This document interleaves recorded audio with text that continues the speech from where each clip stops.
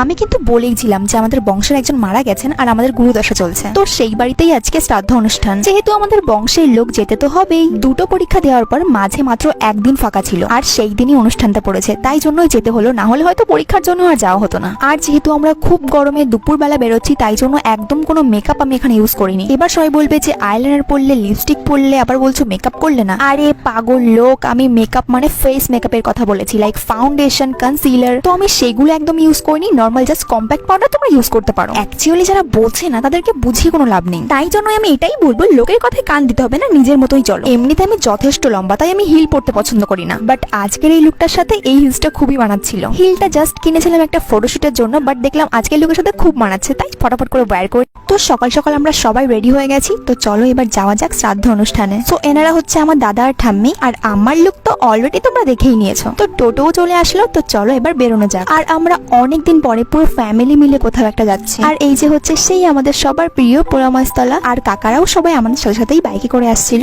আর আমার ঠাম্মি কিছুদিন পিসি বাড়ি থাকবে, তাই পিসি বাড়ি ব্যাগ রেখে ওখান থেকে আমরা বেরোলাম। তারপরে আমরা সেই বাড়িতে পৌঁছে গেলাম। যদি অনেস্টলি একটা কথা বলি, এটা কিন্তু আমাদের একটা রিলেটিভসদের বাড়ি, বাট আমি এখানে কোনোদিনও আসিনি। আর কাকাই দুঃখ সহ্য করতে না পেরে আমাদের জন্য পাপড় ভাজা নিয়ে আসলো, আর ভাই সেটা না খেয়ে নষ্ট করতে শুরু করে দিল। আর তারপরে আমরা একটা ফল মিষ্টি খেয়ে নিলাম, আর চলে আসলো আমার সেই দুর্দান্ত ভাই, হ্যাঁ যাকে ফরদ দেখছো উনি মারা গেছেন। তারপর টাইম নষ্ট একদমই করলাম না, খেতে বসে পড়লাম, কারণ কালকে আমার দুটো এক্সাম রয়েছে। সকাল সকাল আমাদের বাড়ি ফিরে একটু প্রিপারেশন তো করতেই হবে গাইজ। তো খাওয়া দাওয়া করে সবাইকে বলে আমরা বেরিয়ে পড়লাম। কাকারা যেহেতু এখন যাবে না, তাই কাকিমারা আমাদের সাথে টোটোতে করে বেরিয়ে পড়লো। যদি আমার